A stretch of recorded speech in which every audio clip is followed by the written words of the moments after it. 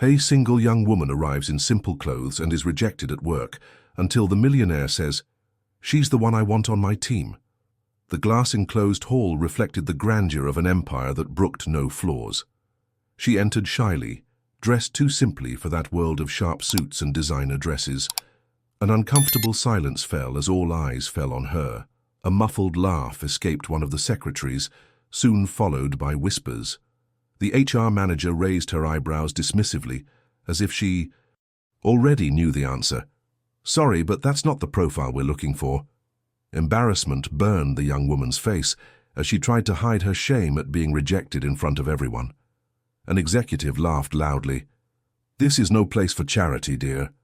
The humiliation seemed to seal her fate as she turned to leave, carrying in her eyes the weight of yet another closed door. It was at that moment, as she was already heading for the exit, that the deep, confident voice interrupted the scene. Wait. The silence that had previously scorned her was now broken by surprise. A man in an impeccable suit, with a cold gaze and imposing posture, rose from his chair in the center of the room. He was the master of it all, the billionaire who never got involved in selection processes. People looked at each other, stunned, expecting another expulsion order, but he said calmly, with a clarity that sounded almost like a sentence, "She's the one I want on my team." The room froze. The laughter of those who had been mocking evaporated into the air, and the contempt gave way to an uncomfortable perplexity. For the first time, the power didn't seem to lie in the hands of those who considered themselves superior, but in the unexpected choice that would change the entire logic of that story. If this scene has already made you feel the shame, injustice, and unexpected twists that life can bring, don't miss it. Subscribe to the channel now to follow each new story that touches your heart and exposes the power of destiny. Leave a like to further strengthen this space where we reveal that no one stays on the ground forever. And write in the comments, do you believe that justice comes at the right time, even when everyone seems against you? Your answer may inspire others who are also living their own silent battles. The morning in New York began gray, with the sky covered in heavy clouds, reflecting off the gleaming glass of the skyscraper that housed one of the country's largest technology companies. In the lobby, the gleam of the marble contrasted with the frenetic footsteps of hunched executives and assistants typing non-stop on their cell phones. There was a constant air of importance, as if every second there cost millions. It was a closed universe protected by status symbols, tailored suits, designer heels, watches gleaming on the wrist. Inside the top-floor meeting room, the air conditioning blew cold, keeping the atmosphere tense. Around the large oval table, managers and analysts awaited the arrival of the company's president, a billionaire known as much for his genius as for his silent contempt for those who didn't fit the standards he himself had set. At the center of the scene, the young woman who dared to cross this alien territory seemed like a foreign body. Her simple clothing, a plain skirt, a light blouse, her hair tied up unpretentiously, was a stark contrast to the refinement surrounding her. Yet her firm steps betrayed more courage than confidence. The eyes followed her like invisible blades, chipping away at her confidence with every passing second. The click of her heels echoing on the tiled floor felt like an intruder, entirely out of place. One of the executives, leaning back in his chair, let out a mocking laugh, and another murmured softly, "I wonder if she's lost." The atmosphere, which should have been neutral, became hostile. She took a deep breath, as if bracing herself for another door about to close. It was just an assistant position, but at that company each position seemed to carry the weight of a lifetime.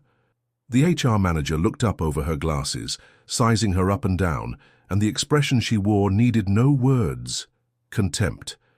There was a collective judgment in the air, as if everyone already knew the outcome, and indeed the initial silence soon turned to sharp words. "That's not the profile we're looking for," the manager said dryly. Another executive laughed. "This isn't charity. Work." The protagonist felt her throat dry, her heart racing, but she didn't allow the threatening tear to steal her dignity. She took a step back, looked around, and realized that, for them, her presence was a nuisance, almost an affront. And yet, there was something in her gaze that wouldn't fully relent, like a silent resistance, a strength hidden behind the apparent fragility. Outside, the city was alive, taxis honked, rain began to streak the windows, but inside that room, time seemed suspended, everyone waiting for the scene to end with the inevitable expulsion. Little did they know that that very morning, an unexpected decision would transform not only the young woman's life, but also the logic of power that dominated every corner of that company. Her past was made of invisible scars, forged from childhood in a small town forgotten by maps, where wooden houses creaked in the cold wind, and survival was a silent battle. She grew up without a mother, who had left too soon, and, with an absent father, given over to vices that consumed the little money that came into the house. It was her grandmother, a woman with hands calloused from work, who raised her amid whispered prayers and almost always empty pots. From an early age, she learned that nothing came easy, and that the world seemed to enjoy reminding her of where she belonged, the margins. At school, she wore scavenged clothes, often too big for her thin frame, and endured quiet chuckles, looks of pity or derision. But there was something others couldn't take from her, her sharp wit and a stubbornness that burned like a secret fire. While her classmates were distracted, she spent hours in the makeshift library, immersing herself in books that transported her to universes larger than the one she lived in. It was there that she discovered new words, ideas that fueled the hope that she could be more than her circumstances offered her.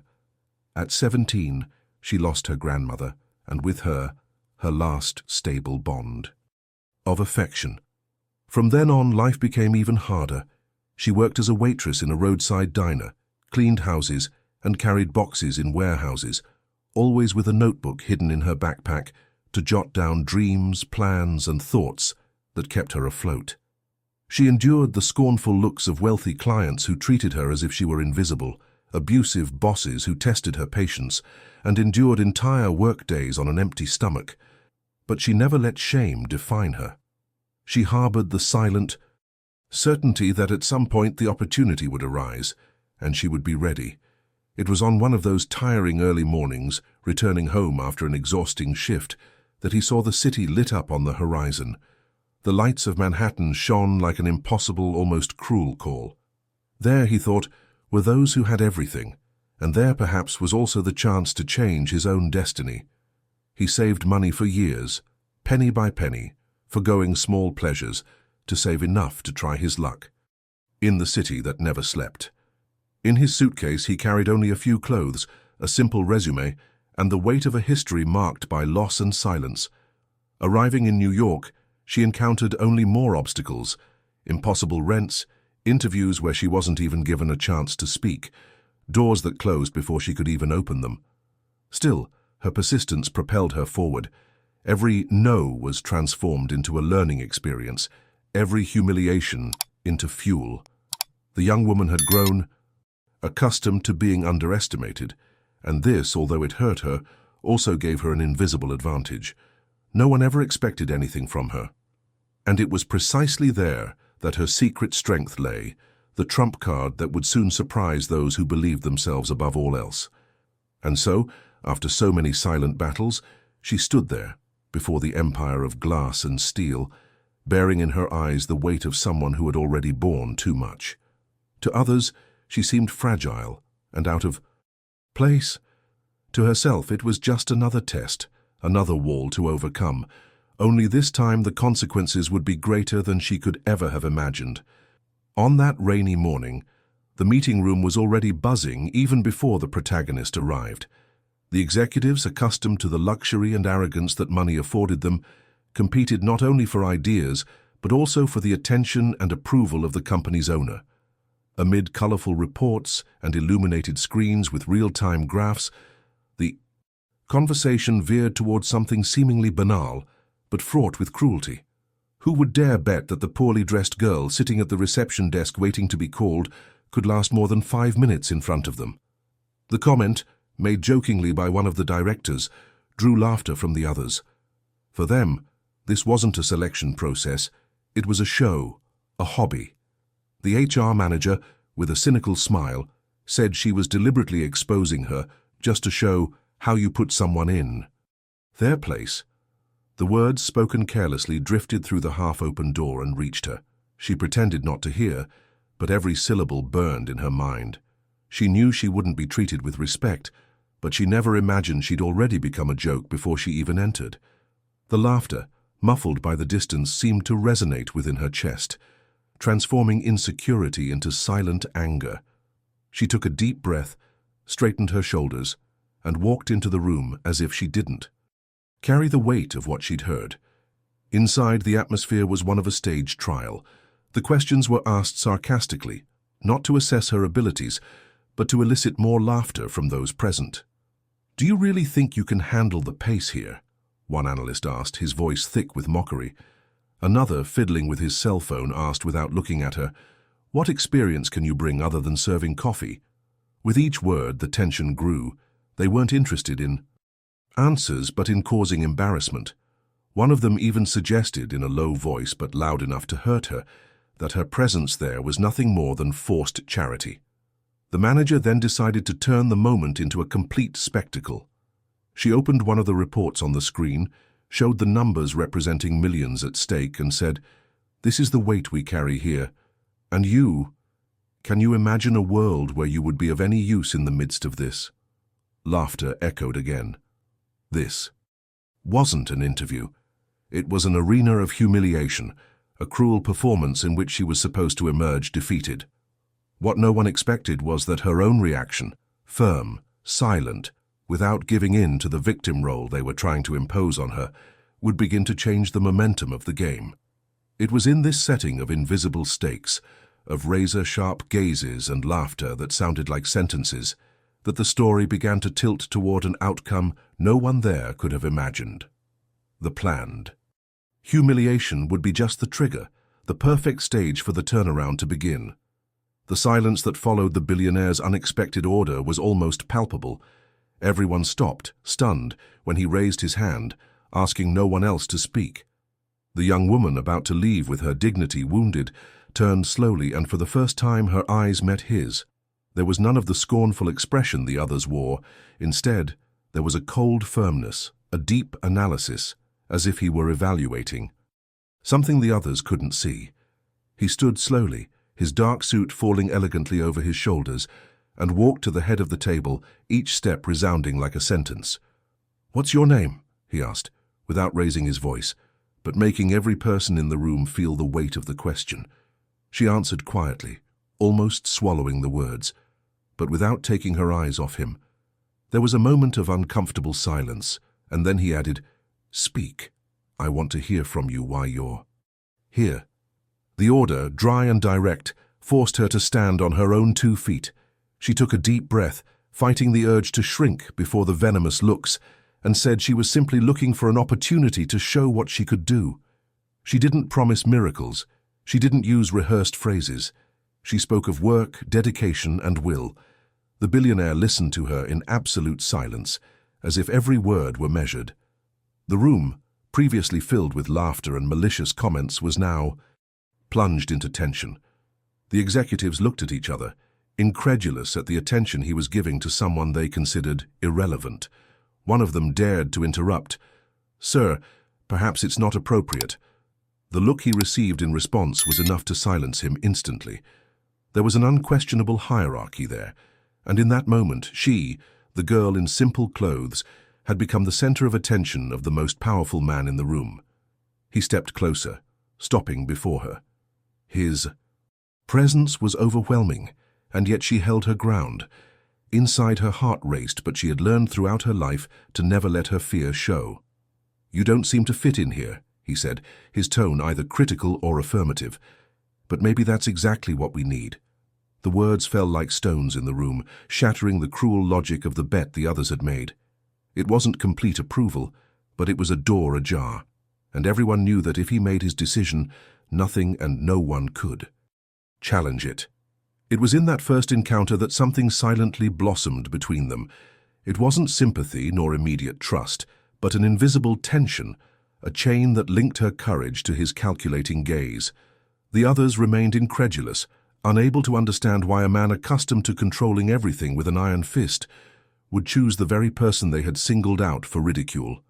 Their encounter not only shattered the logic of that moment, but also initiated a deeper game in which power, dignity, and hidden secrets would begin to intertwine.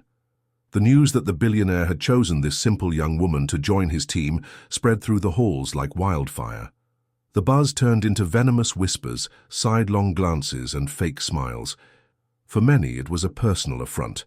How could someone who didn't even have the required appearance occupy a position where so many competed with resumes filled with important titles and surnames?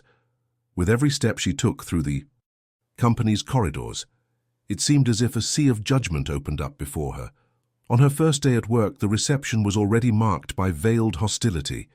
Her desk, purposefully placed next to a window, felt like a stage for everyone to observe her.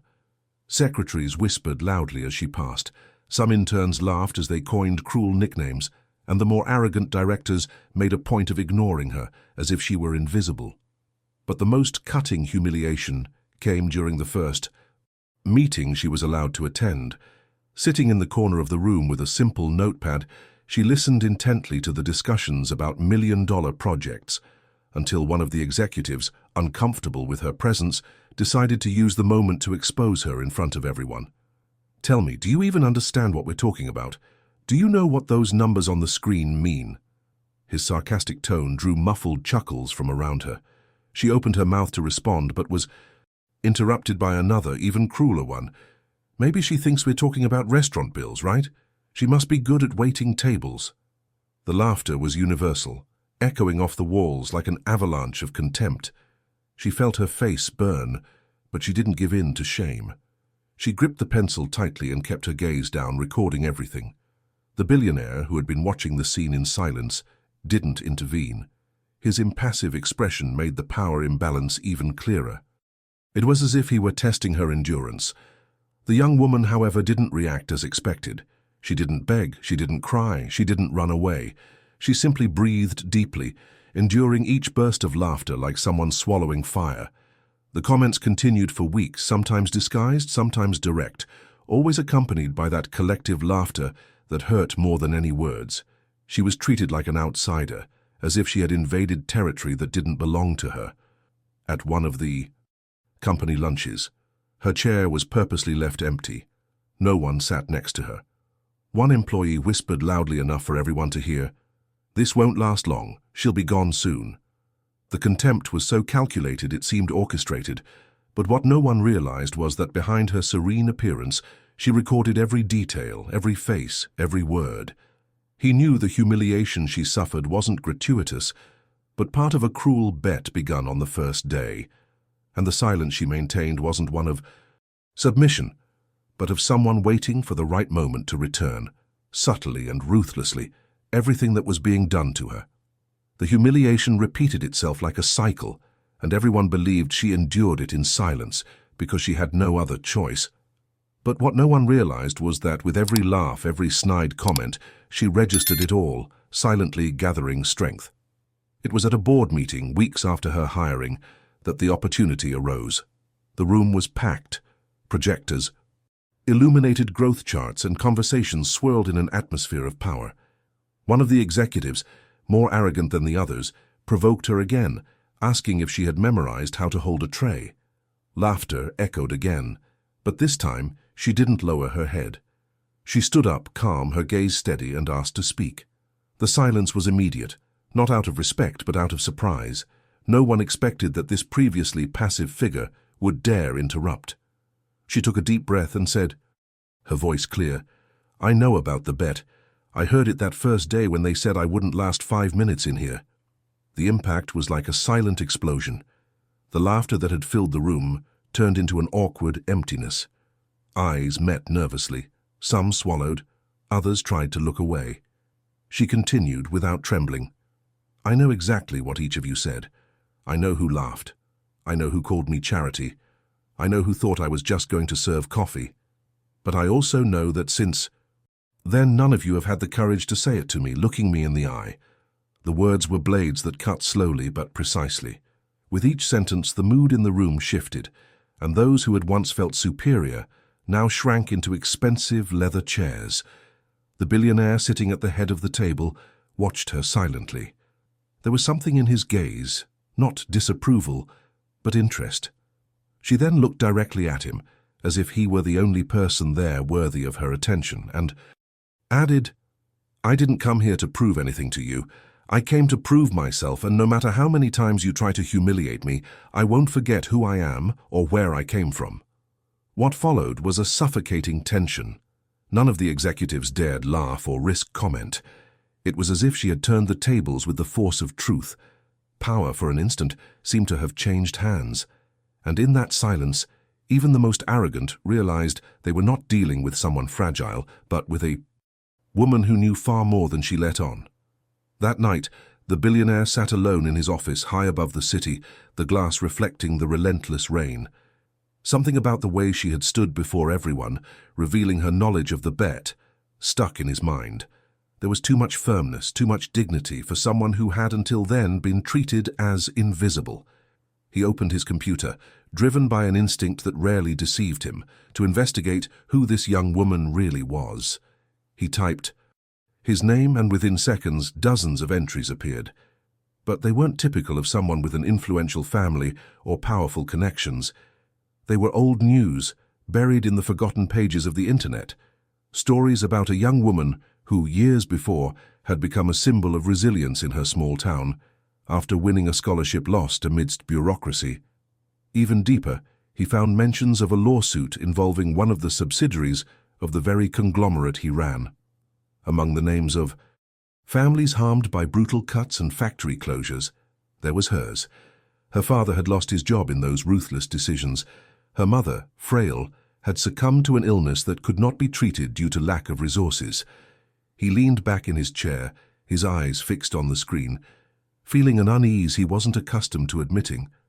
That girl the executives had ridiculed wasn't just someone looking for a chance. She was a silent victim of his own decisions years ago, choices made in the name of efficiency and profit, but which carried human stories crushed along the way. The next morning during a meeting, the billionaire watched her from afar. Her every gesture now seemed to carry a new meaning. While the others continued to mock, he saw in her firm posture a reminder of everything his company had destroyed. A kind of poetic justice began to unfold. Unbeknownst to her, she had entered the very heart of the empire that had helped tear his family apart. The weight of this discovery haunted him. For the first time, he felt torn between the role of a cold, calculating leader and the strange sensation of being faced with someone who silently represented the real consequences of his own actions. She wasn't just a simple employee. She was an uncomfortable mirror of choices he'd always believed could be irreversible. And now, living with this presence every day, he realized that his power might not be as absolute as he'd always thought. The following days were eerily quiet. She didn't show up at the office, and the hallways, once filled with spiteful whispers, now echoed with an uncomfortable absence. No one knew for sure what had happened. Only rumors swirled. That she'd quit. That she couldn't handle the pressure. That she'd finally recognized her place. For the executives, her departure was almost a cause for celebration. For the team, a disguised relief. But for him, the billionaire accustomed to never caring about anything but numbers, her absence became an unexpected fissure in his daily routine. Sitting in his office at the top of the skyscraper, he stared at the desk where she used to sit silently, always with her simple notebook open, scribbling ideas that no one else seemed to notice. There was something uncomfortable in realizing he missed that discreet, almost invisible presence. It wasn't just her persistence, but the way she challenged, even without words, the logic of power that everyone accepted as unbreakable. In the early days, he tried to convince himself it didn't matter. One less employee, one irrelevant detail. But with every meeting, every decision, something felt incomplete. The reports felt empty, the conversations unbearably repetitive. Her silence, which had previously gone unnoticed, now rang louder than any voice. And the more he remembered what he had learned about her past, the more he realized the weight of the void he had left behind when he left. He discreetly ordered an investigation into his whereabouts. But there were no traces, no phone calls answered, no emails responded to. He had simply disappeared as if he had never existed within that empire of glass and steel. This absence haunted him, and for the first time in years he felt something he couldn't control: restlessness. It was as if her silence were a mirror in which he saw reflected not only his own choices, but also the consequences he had always preferred to ignore. At night, when he was alone in the office, he remembered the moment. She had stood up in front of everyone and firmly stated that she knew about the bet. That had struck him more than any billion-dollar negotiation. There had been too much dignity in those words, a dignity that was now missing. And while the others went about their daily lives indifferent, he began to realize that it wasn't just a missing employee leaving a void. It was a part of himself that was silently beginning to unravel without her presence. Her absence seemed to have opened an invisible rift, and soon the empire he had built with an iron fist began to show cracks. The first news story appeared on a financial portal. Old allegations against the company were resurfacing, this time with renewed force. Reporters were digging through documents, testimonies from laid-off employees, families destroyed by brutal cuts. The past he had always believed buried now resurfaced before everyone's eyes, exposed like an open wound. Within hours, the headline was splashing across newspapers: "Billionaire accused of enriching himself at the expense of ruined lives." Social media exploded. Old videos, emotional accounts of people harmed by the company, and images of forgotten protests were resurfaced and went viral. And, like a calculated stroke of fate, her name also surfaced. Photographs of her childhood in a city devastated by the closures of the conglomerate's factories circulated online. Stories of neighbors remembering her unemployed father, her sick mother without treatment, her grandmother who sacrificed to support her granddaughter. Everything was now in the public eye, connecting the image of the missing young woman to the heart of the accusations against the tycoon. Press conferences became battlefields. Journalists shouted questions. Cameras surrounded his arrival and departure from events, and every word he spoke was dissected to the limit. Public opinion, relentless, held no judgment. For them, this seemingly untouchable man was just another symbol of boundless greed. On the stock exchange, the company's shares plummeted, investors withdrew support, and clients threatened to break contracts. Within the company itself, once sycophantic executives now distanced themselves, trying to save face. The laughter that once echoed in meetings was replaced by nervous silence. Some pretended not to have participated in the humiliations. Others erased records, trying to dissociate themselves from the scandal.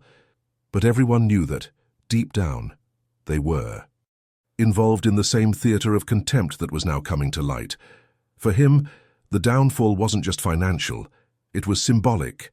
He felt judged not only by the newspapers and the public, but by the invisible gaze of the one person who seemed to have foreseen it all: her. The young woman's disappearance, coupled with the revelation of her past, became a constant specter. It was as if her absence were, in fact, a glaring presence, reminding him at every moment that, behind the numbers, there had always been real people. At the height of the chaos, at a public event surrounded by cameras, he was confronted by a protester who shouted, "You stole her life!" The echo of that phrase reverberated more than any loss report. Before the world's cameras, for the first time, the billionaire had no answer. And in that awkward silence, it became clear. The downfall was not just of a powerful man, but of the mask that for years had sustained his untouchable authority. The following weeks were the longest of his life.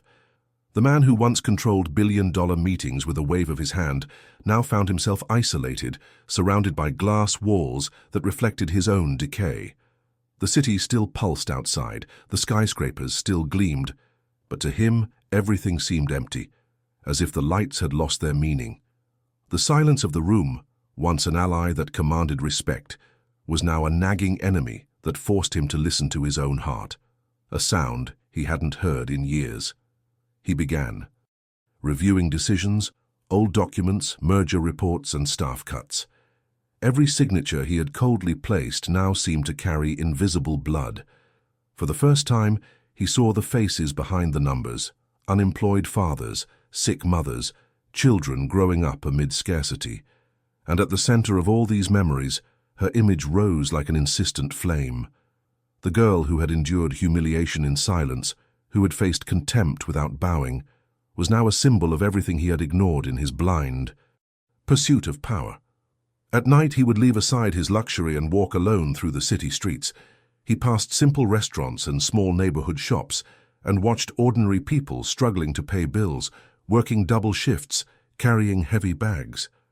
There was the same resilient gleam in their eyes that he'd seen in hers, and it pierced him almost painfully. The arrogance that had once sustained him began to dissolve, giving way to a strange vulnerability.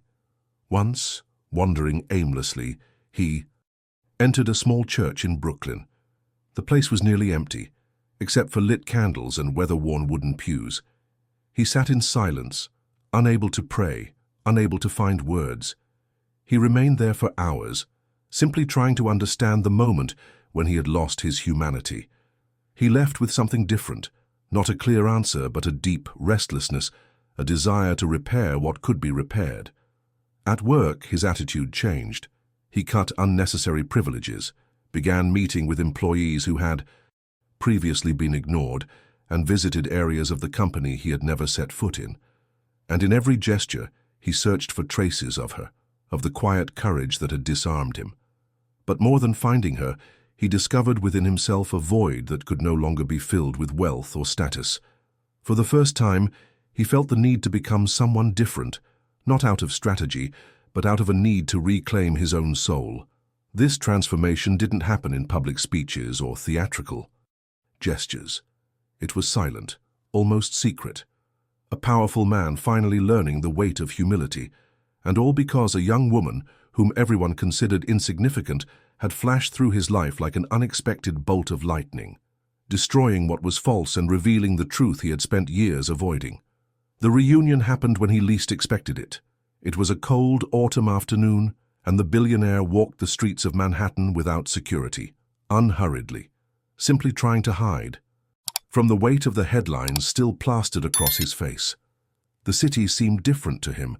The neon signs no longer glowed, and the luxury cars passing by him felt like reminders of a life that no longer represented him. It was then that he saw her, across the street, leaving a small bookstore. She was different, yet at the same time the same.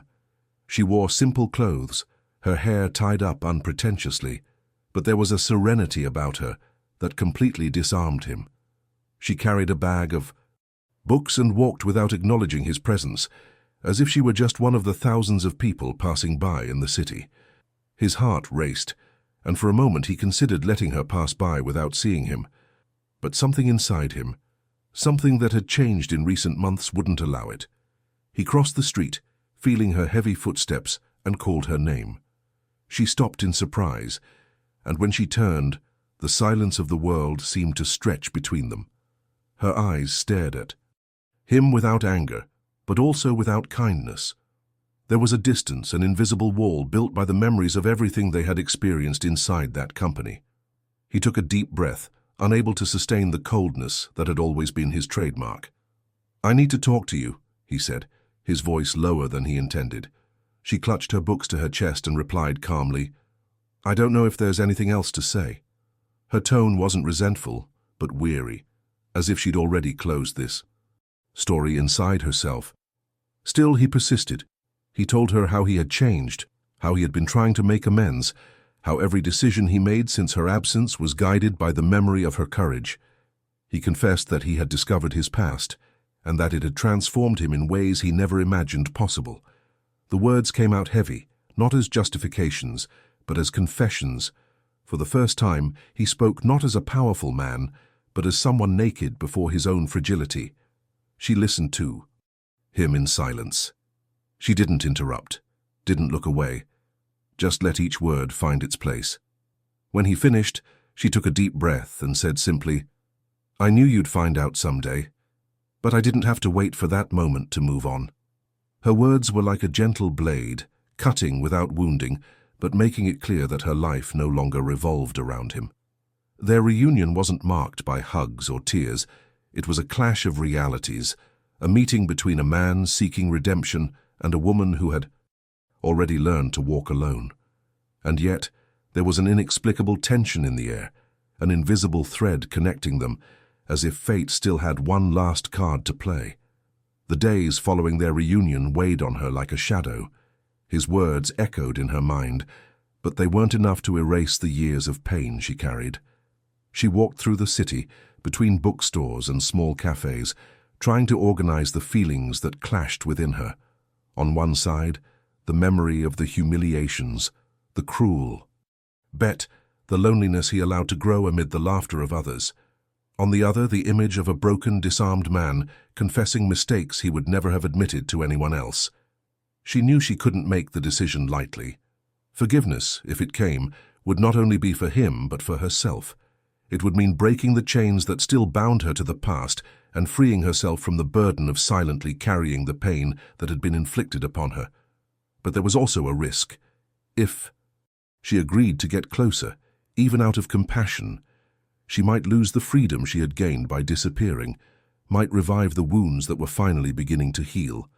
When they met again, on a discreet park bench tucked away from the bustling streets, the atmosphere was cold and grey. He arrived with a humble demeanour, without the security detail, without the symbols of power that had always accompanied him. Just a man facing a woman who no longer owed anything to anyone. "I just want to hear." "Your decision," he said, his voice low, undemanding. She stared at him steadily, and for a moment time seemed suspended. There was no hatred in her eyes, but there was a piercing clarity. "I don't hold grudges," she began calmly. "Grudges only imprison those who have already suffered too much. But I also can't pretend nothing happened. What I experienced inside your company was a reminder of what my past had already shown me.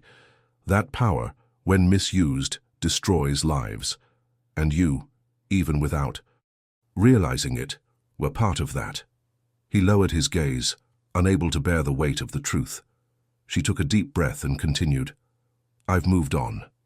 I've found peace away from this world, away from the masks, away from the contempt. And I won't give up that peace to return to living under the shadow of an empire that once tried to crush me." The words were firm, but not cruel. There was compassion, there was dignity, but there was also a door closing definitively. He looked up, his eyes almost pleading, but he didn't insist. He knew he had no right. Her decision wasn't marked by screams or tears. It was a silent, serene goodbye, a clean cut that made it clear. She had chosen herself. Forgiveness was implicit in the absence of resentment, but the new beginning would be hers alone. And that, paradoxically, was the greatest victory she could achieve before him. The park was silent that night. The trees swayed gently in the cool breeze, and dry leaves swirled across the ground as if dancing a farewell. She walked alone, her steps steady, while the city glowed in the distance with its distant lights. In her hands, she held one of the books she had bought days before, clutching it to her chest like an amulet. She stopped before an ancient fountain, lit only by the yellow light of a street lamp, and watched the water flow in endless circles. On the other side, leaning against a bench, he remained motionless. He didn't try to approach, didn't call her name, just watched her from far, like someone who finally understood the insurmountable distance between them. His eyes reflected weariness, but also a kind of silent surrender. It was as if he accepted that life's poetic justice didn't come in screams or spectacular falls, but in simple scenes like this, a powerful man reduced to silence and a woman who moved forward without needing to look back. She then dropped the book onto the empty bench, as if leaving a piece of herself behind, and continued walking. The imaginary. Camera follows her from behind, her silhouette receding into the trees and shadows, until it disappears completely into the soft darkness of the night. He, motionless, looks at the book left behind, but doesn't touch it. He simply allows the wind to slowly turn its pages, as if life itself were writing the final word. Without saying anything, without explanations, the story ended there, with the image of her walking freely, and his standing still, silently contemplating the emptiness that remained. If you've made it this far, I want to hear your opinion. What would you do in her place? Comment below, I'll read every answer. Don't forget to like, subscribe to the channel for more stories like this, and click on the video that's currently playing on your screen. I'm sure it will captivate you as much as this one.